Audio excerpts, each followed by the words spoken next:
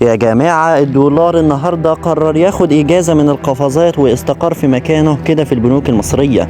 على شاشة البنك المركزي المصري لقيناها عامل 48.53 جنيه للشراء و48.63 جنيه للبيع. أعلى سعر شراء كان 48.56 جنيه في كذا بنك زي أبو ظبي الإسلامي وبنك SAIB. أقل سعر بقى كان 48.60 جنيه للبيع في كريدي أجريكول وميد بنك وبنك قطر الدولي. يعني لو عايز تبيع دور على اللي بيديك أكتر، ولو هتشتري دور على اللي بيخسرك أقل. بالنسبة للبنوك فهي كالتالي: في البنك الأهلي المصري NBE 48.53 جنيه للشراء و48.63 جنيه للبيع. في مصرف أبو ظبي الإسلامي واخد البطولة مع السعر الأعلى 48.56 جنيه للشراء و48.66 جنيه للبيع. في البنك الأهلي الكويتي مظبط الدنيا 48.56 جنيه للشراء و48.59 جنيه للبيع.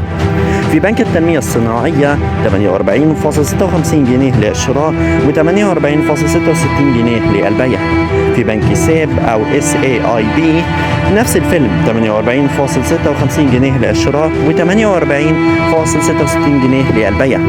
في بنك مصر ماشي على خطى البنك الأهلي 48.53 جنيه للشراء و48.63 جنيه للبيع.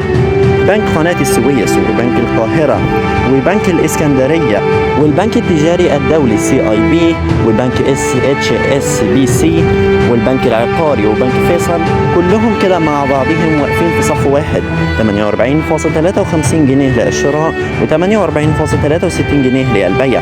في بنك أبو ظبي التجاري وبنك البركة وبنك نكست قرروا ينزلوا قرش 48.52 جنيه للشراء و48.62 جنيه للبيع. يعني الخلاصة الدولار واقف عامل نفسه عنيد ومش راضي يتحرك. البنوك كلها عاملة زي نسخ بيست أو نسخ ولصق لبعض، وفروقات الأسعار مجرد قروش بتلعب في النص.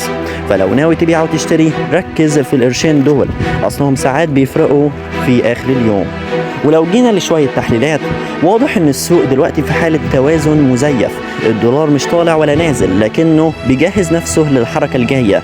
الأسعار كلها متقاربة جدا، وده معناه ان البنوك مش لاقية مبرر تغير كتير. بس خد بالك عادة لما السوق يفضل ثابت كده شوية بعدها بيجي قفزة يا فوق يا تحت، يعني المشهد ده مش نهائي. وسؤال ليك هنا: لو انت معاك شوية دولارات هتستنى وتقول يمكن يعلى ونكسب، ولا هتصرف دلوقتي قبل ما يحصل اي مفاجآت؟ انا عارف انك قاعد بتفكر لو كان عندي اصلا.